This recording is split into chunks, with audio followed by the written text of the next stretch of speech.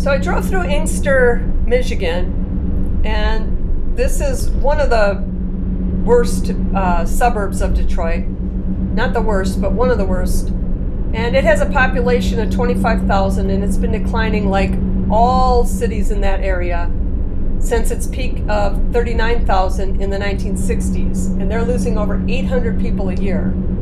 It's 77% black and 16% white, which again is a statistic that's, you know, for that area, that's pretty much on par.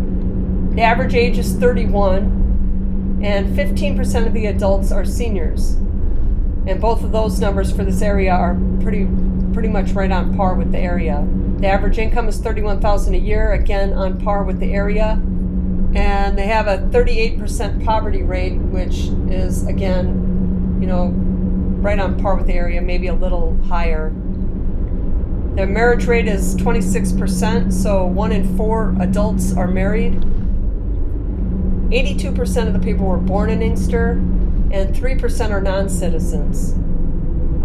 Their violent crime rate is 289% higher than the national average, which is well beyond regular city bad, but nowhere near as bad as Detroit. But their property crime is actually pretty good. So you might get attacked, but you know, your odds of getting stuff stolen isn't as bad as most of the cities in this area. Their homicides from 2007 to 2021 ranged from 2 to 15, mostly in the 9 to 10 range, which gives them a murder rate for most of those years of around 40. So all the years they were in that 9 to 10 range, the murder rate's around 40, which is up there.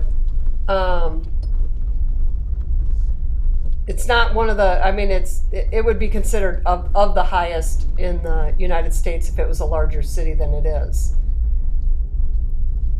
The assaults are kind of up and down. They go as low as an assault rate of 700 to as high as 1,300. And for some perspective on that, Baltimore is around 1,000. So they kind of bounce around from being, you know, slightly better to being slightly worse than Baltimore levels.